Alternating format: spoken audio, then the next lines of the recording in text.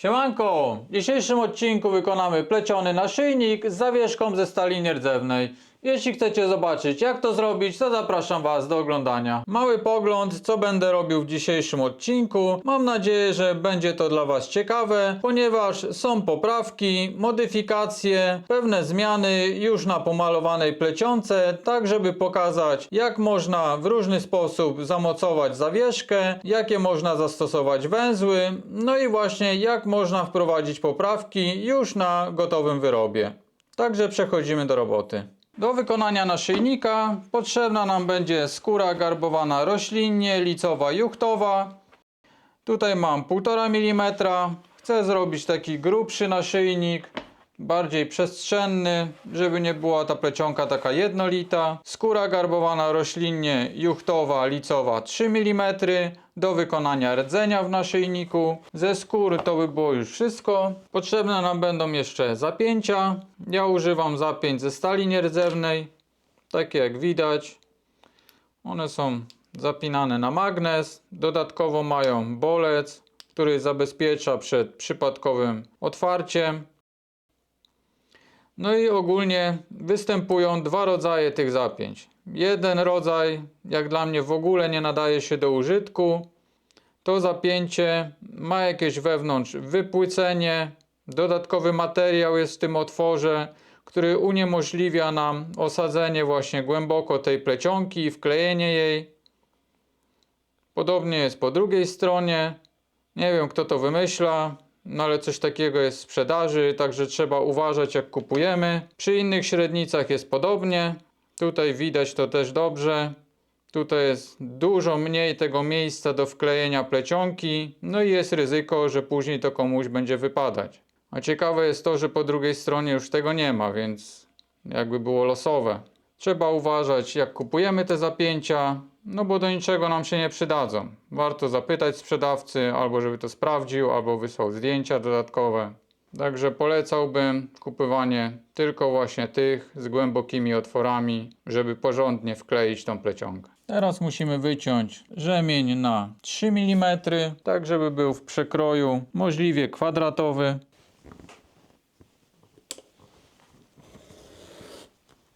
Teraz fazujemy krawędzie. Potrzebujemy teraz uciąć 4 rzemienie na około 6-7 mm.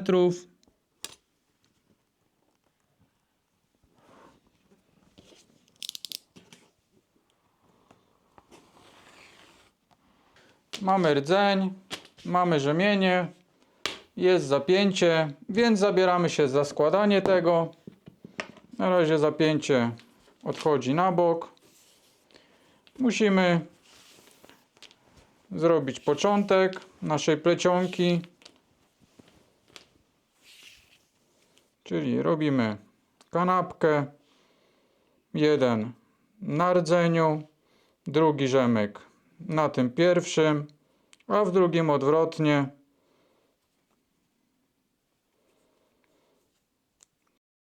Tak żebyśmy mieli pary, jeden nad, drugi pod. Coś takiego. Związujemy.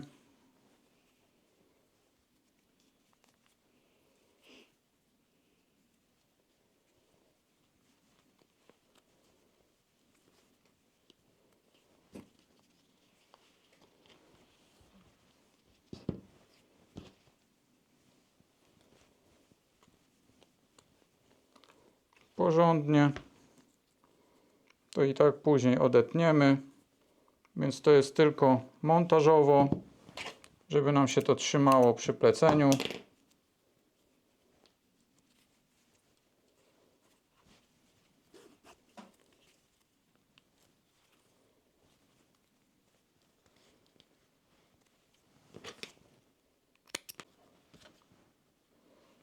Teraz nitka razy 2. Przekładamy tutaj.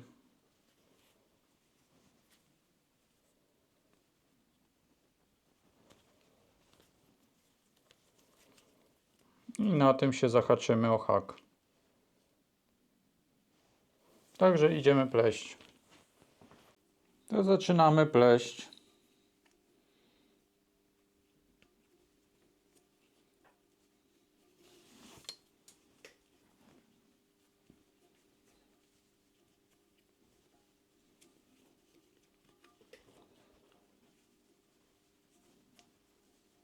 Tą początkową częścią nie musimy się przejmować, ponieważ ona idzie do odcięcia.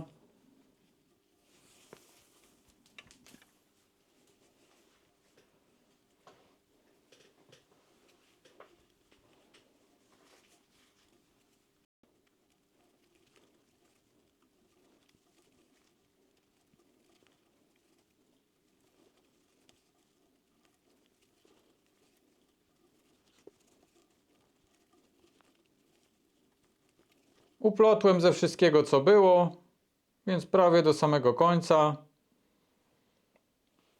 Musimy teraz związać końcówkę, żeby nam się nie rozplatało.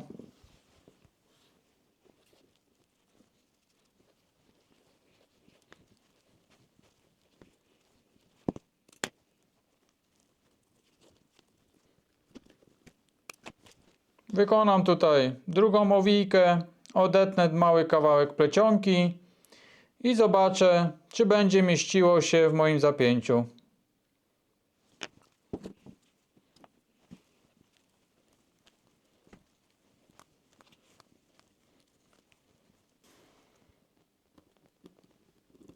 Tak to wygląda w środku. Musimy się starać, aby ta nasza plecionka była maksymalnie ściśnięta i nie było jakichś wolnych przestrzeni wewnątrz. Tak to wygląda. Jak widać, weszło na styk, więc nie będę tego rolował. Mamy właśnie jeszcze taką opcję, żeby to trochę zrolować lub nawet trochę bardziej, jeśli byłoby za dużo tutaj objętościowo, jeśli chodzi o średnicę, żeby dopasować to do otworu zapięcia. Zmieniam teraz nitkę na najbardziej neutralną, jeśli chodzi o klej, tak żeby nic mi nie utrudniało później połączenia, ani go nie osłabiało. Ta nitka, która jest w pełni woskowana, niezbyt dobrze będzie współpracowała z klejem. Więc teraz wykonam taką bardzo wąską owijkę, która będzie wchodziła do zapięcia, a będzie tylko trzymała mi te rzemienie, żeby się nie rozplątały.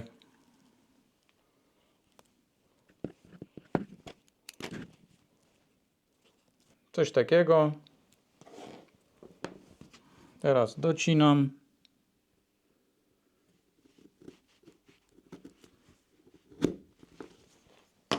Możemy tą końcówkę lekko podciąć, tak żeby później było nam łatwiej ją wcisnąć w zapięcie.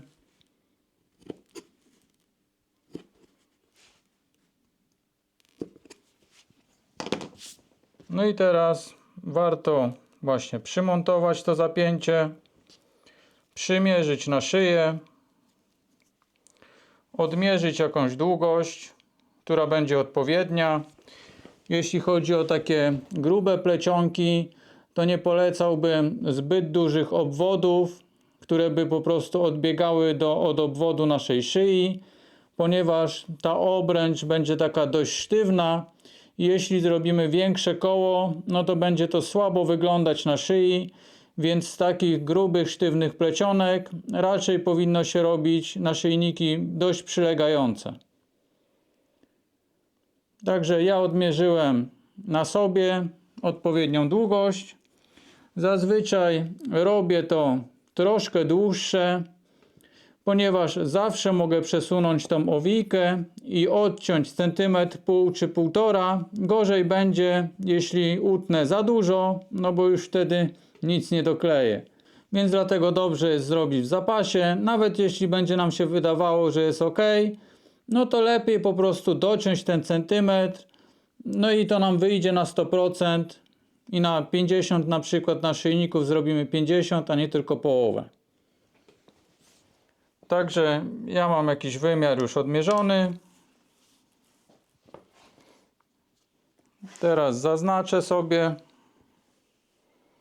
Tu mam pierwszą owijkę, tutaj jest druga, no a tutaj zabezpieczyłem też tą końcówkę, która zostanie po odcięciu, ponieważ może jeszcze mi się przydać do czegoś ta plecionka.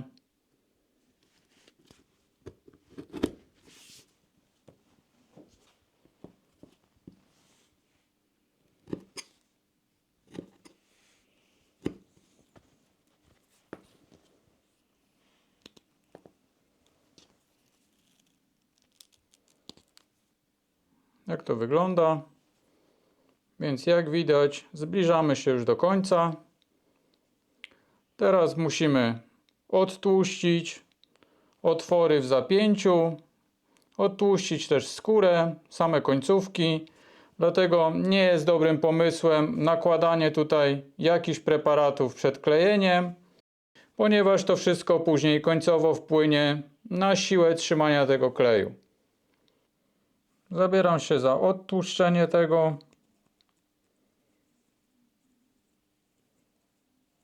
Tak, żeby klej nam porządnie trzymał.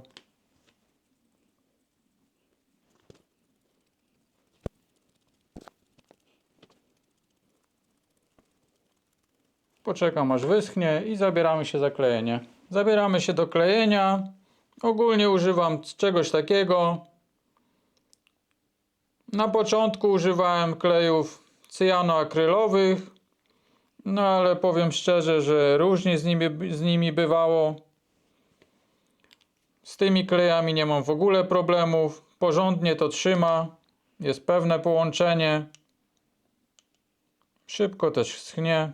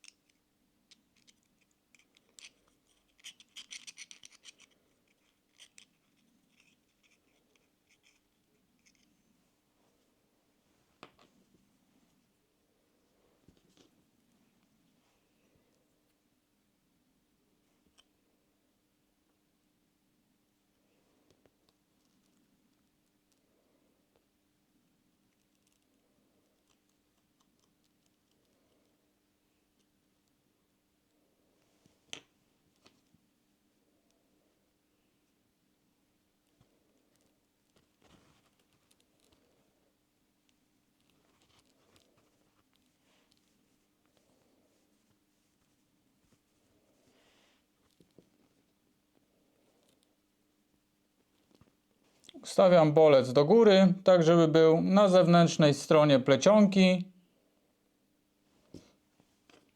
Wycieram ten szpikulec i nakładam kolejny klej na drugą końcówkę.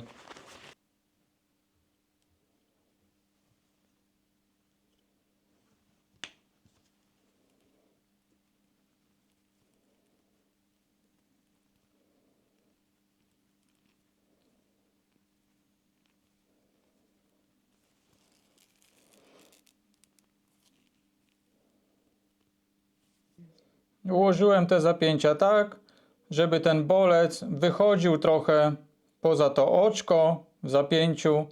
Dzięki temu po założeniu on będzie się sam dociskał właśnie do tego otworu w blokadzie.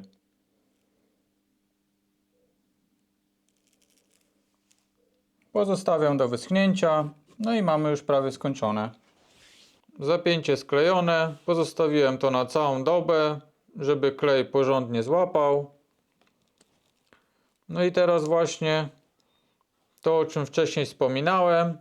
Przy klejeniu lekko tą część z bolcem wysunąłem poza zapięcie, tak żeby idealnie się nie wsuwało tak jak teraz, tylko żeby było rozsunięte. Dzięki temu, jak to się zapnie, to ona sama wraca, dzięki temu właśnie, że to zapięcie było lekko przekręcone. Jest mniejsza szansa, że komuś się rozepnie, trzymając na samym magnesie. Dobra, to już by można było powiedzieć, że jest skończone. Ale mam jeszcze taki wisior i chciałbym to domontować do całego naszyjnika. Chciałbym, żeby mniej więcej tak to wyglądało. Musimy ułożyć równo nasz naszyjnik, ponieważ to będzie przytwierdzone na stałe, więc jeśli zrobimy krzywo, no to później będzie tak to wyglądać. Musimy więc starać się to ułożyć równo. Podziałka na macie nam też pomaga, ponieważ widzimy, jak ten łuk się układa. Jeśli jest równo, to zaznaczam sobie ołówkiem środek.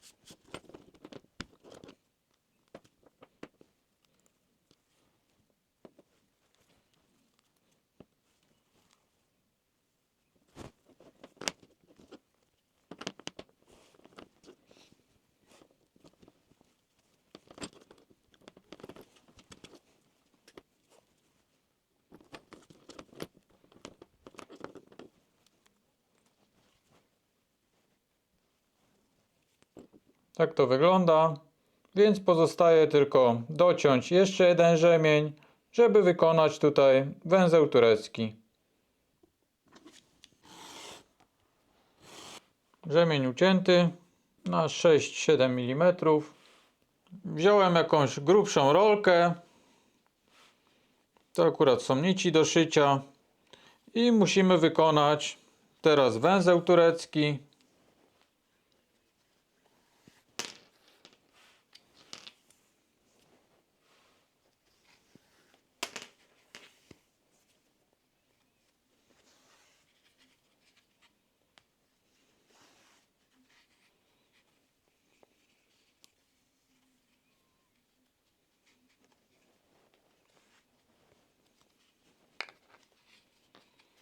Mam zapleciony na luźno. No i teraz będziemy musieli zacisnąć ten węzeł tutaj na naszej zawieszce, żeby zamaskować to związanie. No i jak tu też widać, te otwory, które są w tym węźle, one nie są symetryczne. Jeden jest bardziej z prawej, drugi z lewej. No jakbyśmy tutaj wyciągli przez ten otwór zawieszkę, no to niezbyt to byłoby estetyczne.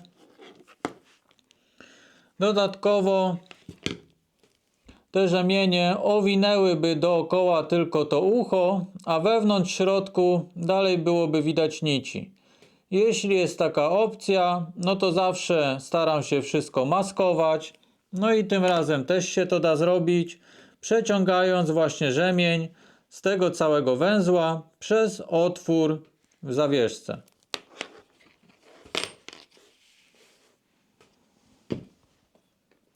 Więc ściągam teraz ten węzeł.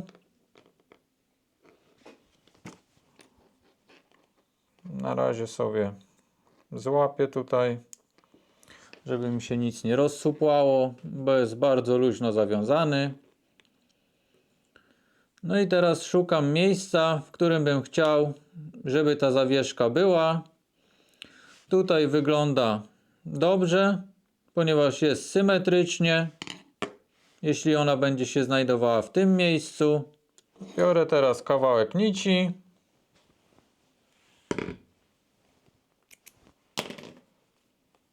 I zaznaczam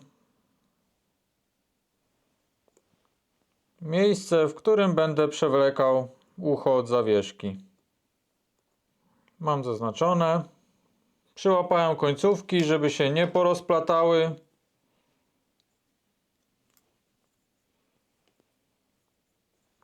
Tak to wygląda.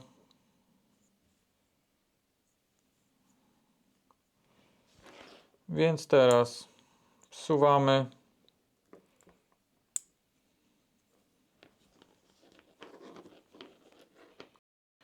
I tutaj albo przez ten otwór, albo przez ten. Na razie przeciągnę zawieszkę, tak żeby była w okolicach tego związania.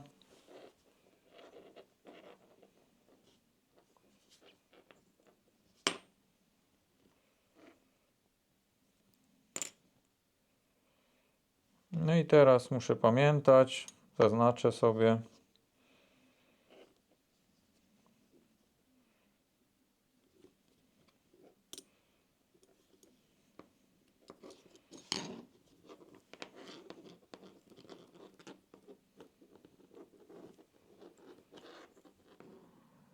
Tak to wygląda. Nitkę już odetnę.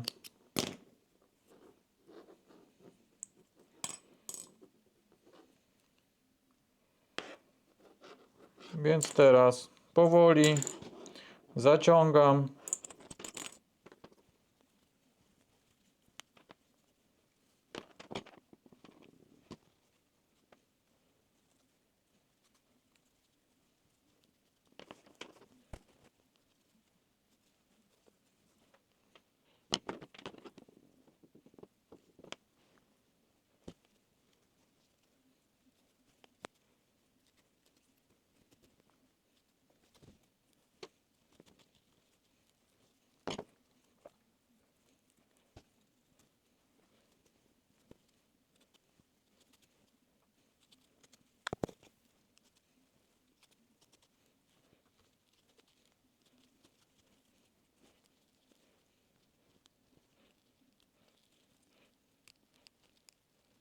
Tak to wygląda po zaciśnięciu węzła. Mamy to ucho w dość centralnym miejscu, ale jak widać pojawia się pewien problem, jeśli to ucho nie jest zespolone, tylko po prostu zgięte, tak jak w tym przypadku. Mały krok wstecz, ponieważ sama zawieszka jest bardzo solidna ze stali nierdzewnej, ale ucho już nie jest takie solidne, no i ktoś po prostu nie zrobił tego do końca dobrze. Jakieś rozginane ucho, jakby nie można było tego chociażby lekko przyspawać, żeby było całkowicie zamknięte. No i po przytwierdzeniu tego ucha do plecionki, to bardzo staje się stabilne i każde takie obkręcenie tej zawieszki lekko rozgina nam to ucho, które trzyma całość. Więc jest to niezbyt dopuszczalne, bo później przy użytkowaniu prędzej czy później to odpadnie. No i jest wstyd, bo lipa jest zrobiona. Więc na łańcuszku to jeszcze się sprawdza, bo wszystko to pracuje, ale jeśli to przytwierdzamy na stałe, no to niestety to nie zdaje egzaminu. Myślę, że ten sposób, który Wam przed chwilą pokazałem, z wykonaniem baryłki, tak żeby jeden z rzemieni przechodził przez to ucho, jest bardzo przydatny, ponieważ możemy mieć różne zapięcia z większym uchem, z większym kółkiem, gdzie ta swoboda ruchu jest większa i nie powoduje jakichś takich niedogodności i można to śmiało użyć. Ja teraz to poprawiam, ponieważ to mi się nie podoba, no i prędzej czy później to komuś odpadnie, no i będzie wstyd, więc robimy małą modyfikację.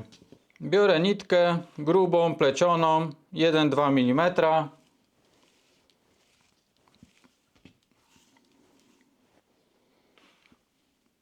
Składam ją na 4.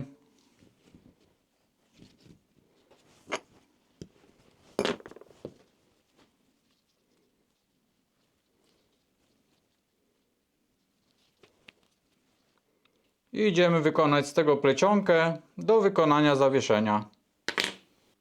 Mam 4 sznurki, no i podobnie jak przy pleceniu rzemieni, tylko tutaj nie stosuję już tej swojej metody, tylko bardziej mi pasuje ta książkowa, ponieważ jest drobniejszy sznurek, no i mi akurat wygodniej się robi tą metodą, jeśli chodzi o sznurki, jakieś bardzo cienkie linki, także no trzeba sobie spróbować, zależy co komu bardziej podejdzie. Więc bierzemy pierwszy z lewej i przeplatamy pomiędzy i wraca na lewą stronę. Teraz pierwszy z prawej, pomiędzy i wraca na prawą stronę. I pierwszy z lewej pomiędzy, wraca na lewo. Pierwszy z prawej pomiędzy, wraca na prawo.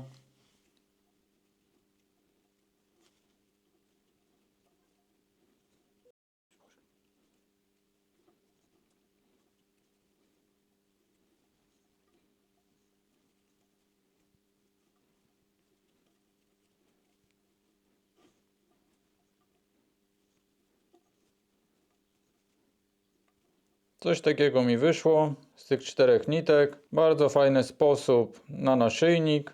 Więc teraz muszę przeciągnąć to przez ucho. No jak widać nie chce przejść, no a musi. Więc kawałek nitki przeciągamy.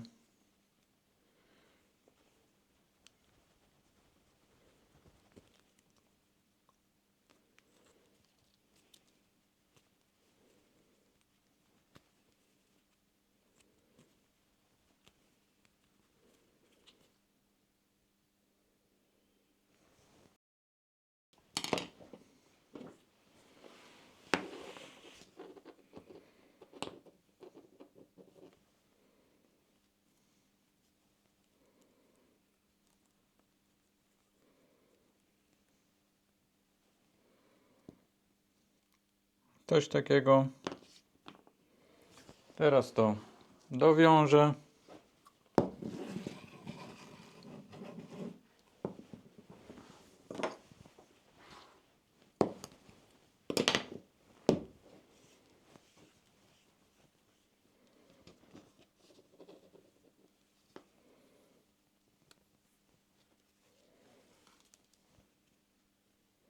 Dowiązane. Teraz odcinam końce i robimy baryłkę.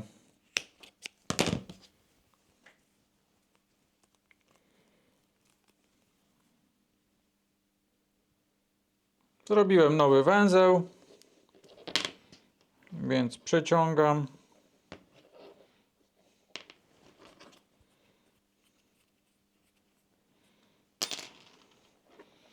No i teraz, jako że tutaj mamy tylko sznurek, no to pozostawię to wyciągnięte przez otwór.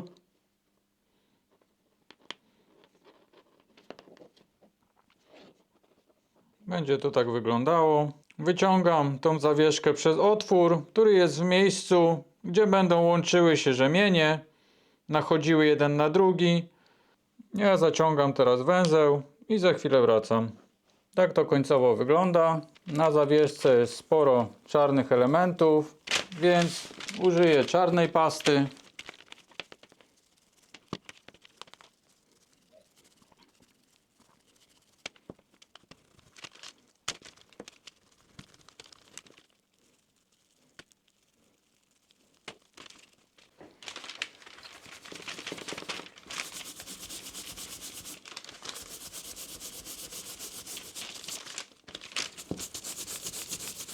Tak to się prezentuje końcowo.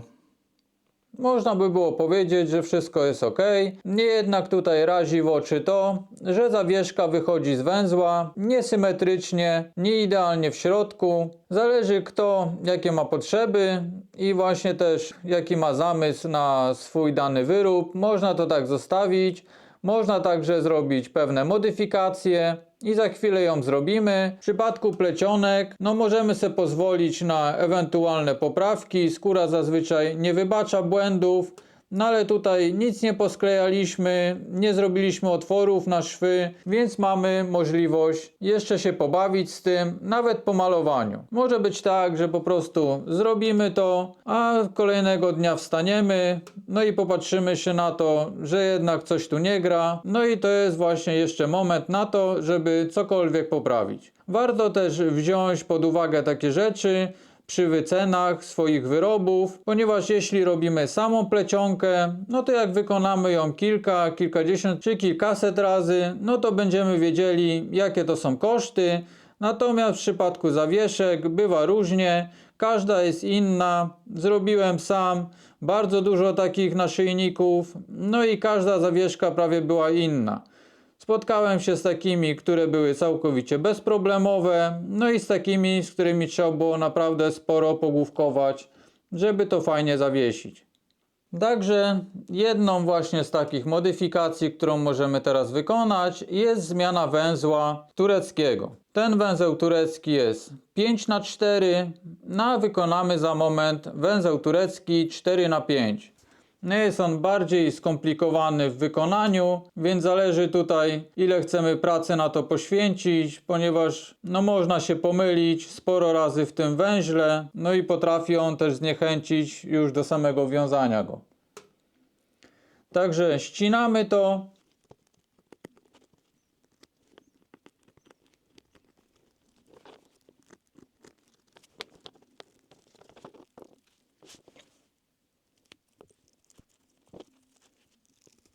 Jak widać, nawet po rozcięciu tych rzemieni on dość solidnie dalej się trzyma.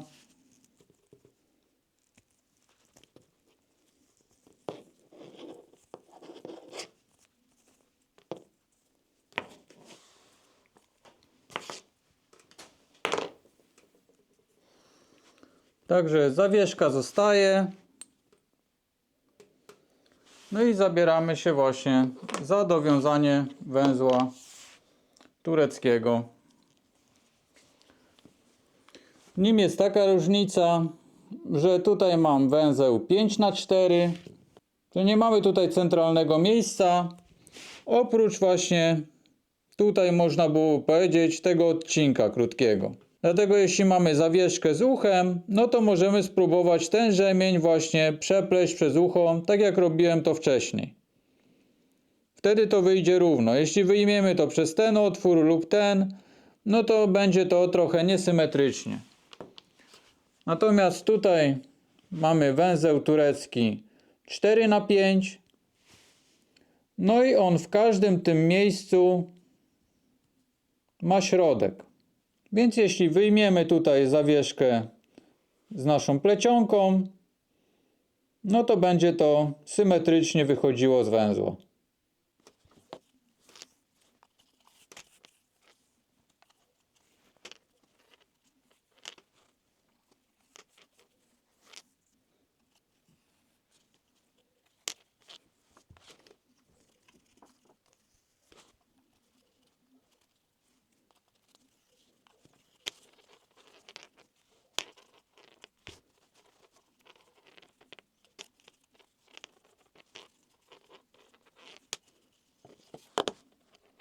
Była okazja, więc od razu też pomalowałem tą plecionkę, która była pod baryłką. Więc teraz będę przekładał zawieszkę przez któryś ten centralny otwór.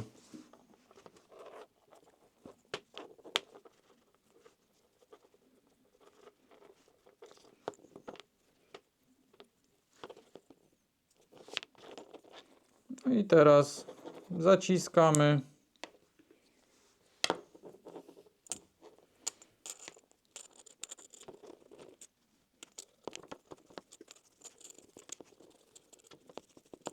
Tak to wygląda po modyfikacjach. No, jak dla mnie jest bardzo na plus. No, jeśli chodzi o zawieszki, no to chyba nie ma sytuacji, której nie da się odratować. Przez lata naprawdę przemieliłem tego mnóstwo i sposobów montowania tych zawieszek mam także bardzo dużo. Także jeśli będzie Was coś takiego interesowało, no to chętnie dogram jakieś inne naszyjniki z plecionek, z rzemieni lub z czegokolwiek innego. Pozostało jeszcze tylko nałożyć pastę.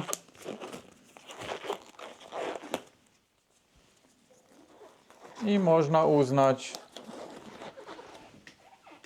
że jest zakończone.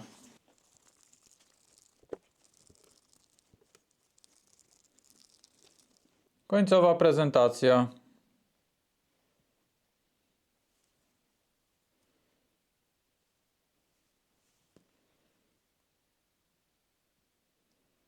Naszyjnik gotowy, nie obyło się bez małych komplikacji. Dajcie znać, czy ta ostateczna poprawka wpłynęła według Was na plus. Ja końcowo jestem zadowolony z efektu. No a na dzisiaj to by było już wszystko. Jeśli się Wam podobało, zostawcie łapkę, komentarz dla zasięgu i trzymajcie się. Cześć!